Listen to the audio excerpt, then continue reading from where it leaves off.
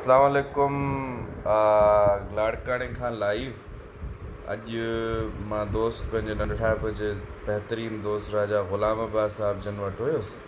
उन्हनि जे नंढड़े अची निंड मां उथारे कुझु ॿुधाइणु चाहियो पिए। चयो ठीकु आहे, ॿुधूं था तव्हांखे, सॼी संगत सां गॾु था तव्हांखे ॿुधूं, ॾिसूं तव्हांखे छा चवणो आहे।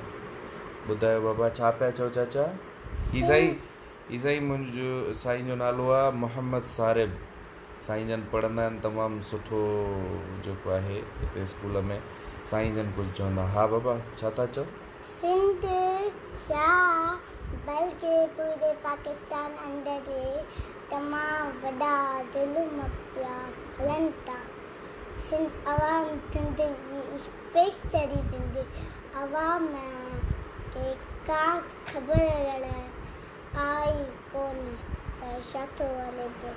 ईअं थो लॻे हिननि खे कोई नांग न गुज़री वेंदो आहे या क़ब्रिस्तान मां गुज़रंदा आहियूं। सभु मां पिया सम्झ में ॻाल्हि कोन थी अचे त कॾहिं उथंदा, कहिड़ा हिननि ते ज़ुल्म न थियनि।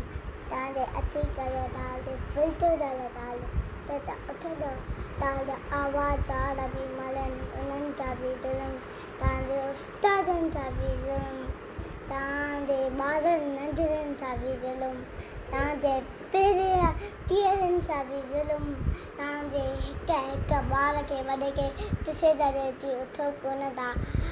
जेतिरो देरि सां उथंदो ओतिरी क़ुर्बानी ॾियणी पवंदव ऐं इहो तव्हांखे डिसाइड करिणो आहे। या तव्हां ॾींदो जो तव्हांजा नंढड़ा गुलनि जहिड़ा ॿार वॾा थी वेंदा, उहे फुल्टो करण जे ठाहींदा, उहे कुआड़ियुनि जे ठाहींदा।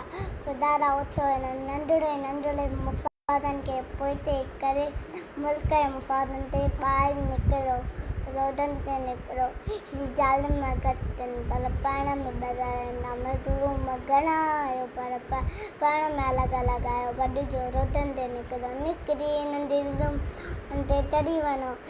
आबादकारनि सां निकिरो, हिननि हारनि सां निकिरो, जिते बि ज़ुल्म थियो उन सां निकिरो, ख़ुदा सां निकिरो। तबाह थींदो, तव्हांजी तव्हांखे यादि बि न कंदी। साईं वॾी महिरबानी तव्हांजी संगत खे। तव्हां तमामु घणो प्यारो पैगाम ॾिनो, तमामु सुठो पैगाम ॾिनो। साईं जन जो तव्हां पैगाम ॿुधो। साईं जन छिजी पियो, बसि ठाहियूंसि था पुटु। साईं जन जो जेको आहे इहो पैगाम मुंहिंजे ख़्याल में हलणु घुरिजे, सॼी दुनिया ताईं पहुचणु घुरिजे। वॾी महिरबानी।